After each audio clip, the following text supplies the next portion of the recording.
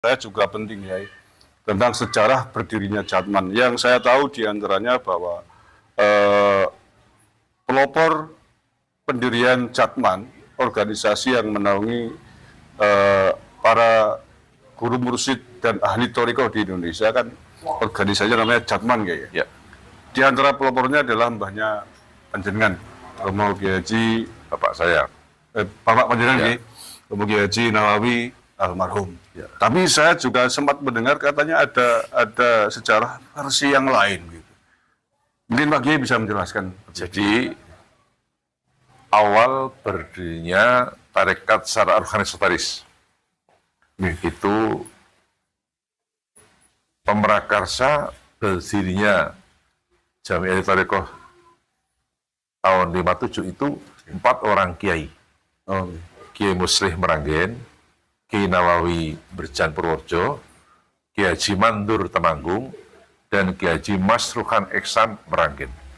Semuanya itu Qadiriyah semua. Maka tahun 56 dibentuklah panitia kongres. Di perembukannya di Berjan Purworejo. Oh, gitu. Karena pendirinya itu orang Qadiriyah semua, maka kopnya berbunyi Panitia Kongres Alim Ulama Ahli Thariqah Qadiriyah Naksabandiyah Indonesia, begitu. Oh, awalnya khusus Qadiriyah Iya, Naksabandiyah. Qadiriyah. Lalu bisa menjadi berubah Jatman umum gimana? Jadi terus itu ketuanya panitia Oke. Bapak saya Kiai Nawawi. Ketua panitianya. Iya, wakilnya Kiai Mandur Temanggung.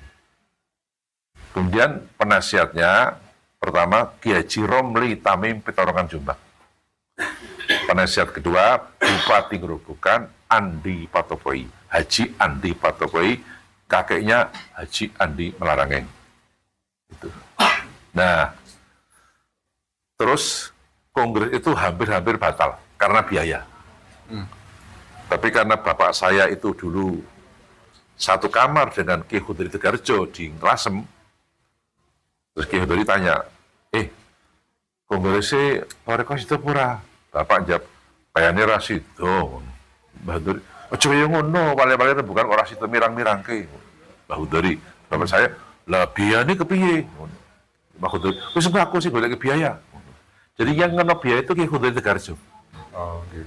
Walaupun yang jalan orang-orang tarekat Magelang, Temanggung, Salatiga, tapi yang ngenop Mbah Khudri Tegarjo berbentuk in natura, beras, kelapa dan sebagainya. Berlangsunglah Kongres Tegarjo. Ternyata di luar Qadiriyah yang datang banyak. Ada Syadiliyah, Satoriyah, Kholidiyah dan sebagainya. Maka kopnya dirubah.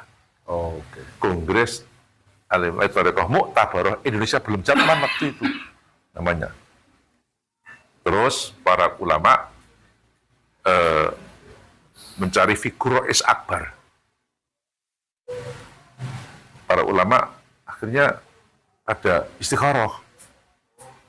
Lebih dari 3 kiai bermimpi sama alamatnya, melihat Kiai Haji Baidowi Abdul Aziz Lasem, beliau adalah Sadriyah, merangkap Satoriyah, mengimami di Masjidil Haram. Akhirnya para kiai-kiai minta kesediaan Mbah Dowi menjadi Rais Akbar pertama. Tahun 57 ya? 57, Kongres Tegarjo. Kemudian ketuanya almarhum Kiai Haji Zubair Umar Jalali dari Salatiga, mantan rektor YIN Semarang. Oh, iya. Jadi Qadiriyah. Terus Kiai Usman menjadi ketua Tarekat Jawa Timur, bapak saya ketua Tarekat Jawa Tengah. Itu sejarah. Nah, kemudian ketika sekitar 71 atau berapa itu, maaf ini, waktu dulu hebat-hebatnya Golkar itu kan, itu akhirnya ketuanya kan Kiai Mustain Romli Petorongan Jombang. Iya. Nah, dia kan Golkarnya kenceng banget. Nah, waktu itu orang NU kan masih pada kenceng di P3 gitu. Terus Muktamar NU di Semarang, terus bikin Jatman. Itu. Jatman itu ketuanya Pak Idham Khalid waktu itu.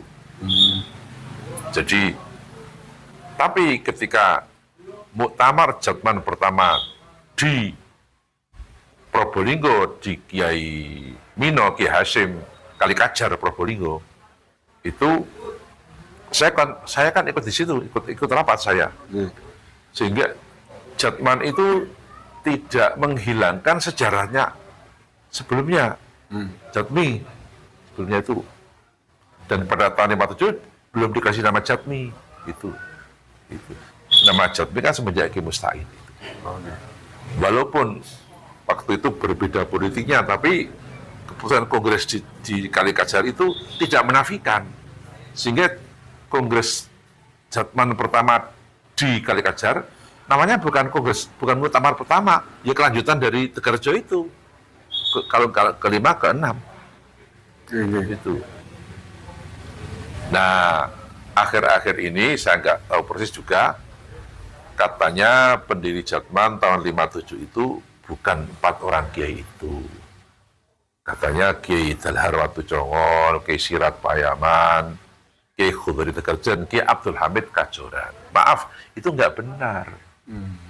Bahwa Mbah Dalhar, Mbah Sirat itu sesepuh Magelang ikut mendorong kongres pertama di Tegarjo, betul, tapi tidak dalam kapasitas pemrakarsa dan pendiri. Apalagi Mbah Khudri itu bukan tokoh torekoh, beliau kan meng-backup dana. Lebih-lebih Mbah Hamid Kajoran, Bapak Igus Bakoh, beliau bukan Kiai Tarekat, itu Kiai Al-Hikmah itu. Itu sejak kapan Kiai? Sejak kapan itu? Ada sejarah yang berbeda? Sejak Rais Amnya Bib Lutfi. Itu tahun berapa tuh Kiai? Ya saya lupa, sudah 20 tahun lebih. Dan setiap muktamar itu diingatkan nggak pernah mau mengurus Jatman itu. Untuk mengembalikan sejarah itu. Penyusun sejarahnya siapa Kiai? Nah, waktu kongres pertama, muktamar pertama di Pekalongan, kan dalam buku panduan disebutkan pendiri Jatman 4 Kiai tadi itu, Kiai Dalhar Watu Congol, Kiai Sirat Payaman, Kiai Khudri Tegarjo, dan Kiai Abdul Hamid Kajoran. Kan waktu itu kan ketuanya Pak almarhum Pak Habib Toha. Habib Toha, Habib nama bukan Habib itu. Mantan kepala Kanwil Jawa Tengah. Habis muktamar, saya datang ke rumahnya di Semarang. Pak Habib, niki sing damel sejarah niki sinten. Pak Habib bilang, gua mboten putus ini ku lari-lari. Loh, sejarah kok lari-lari? Sejarah itu harus tim, jangan lari-lari. Harus tim. Lah, setiap muktamar harus tim. Lah, setiap muktamar diingatkan nggak pernah mau.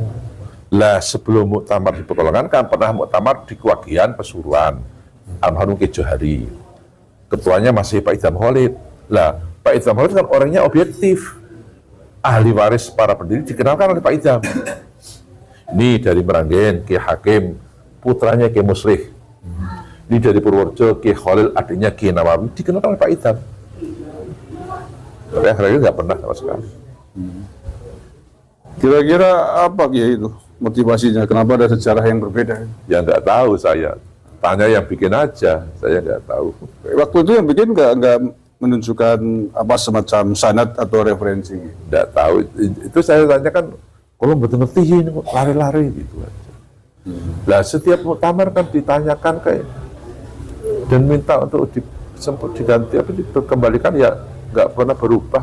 Nggak berubah ya? Iya. Kan sejarah juga. Kan saya sering mengatakan, Anda jangan suka memotong sejarah. Kan saya itu bilang kayak gitu. Ketika Anda memotong sejarah, pada saat jangan sejarah Anda pasti dipotong oleh Allah. Itu.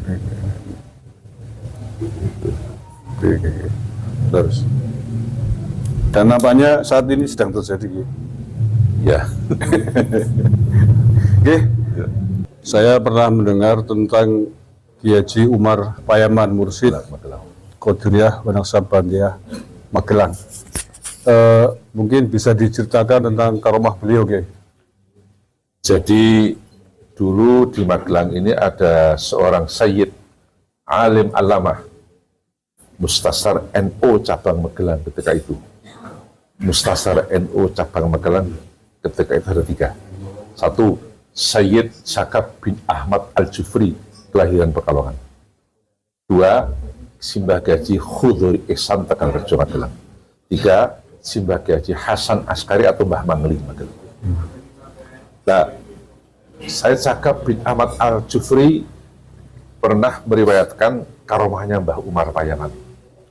Mbah Umar itu mursyid Tarekat Qadiriyah Naqsabandiyah dari Mbah Zarkasi Berjan. Suatu ketika, Said Sakab bin Ahmad Al-Jufri, gurunya Profesor Zaini Dahlan, malam-malam tidur di Payaman, berdampingan dengan Mbah Umar.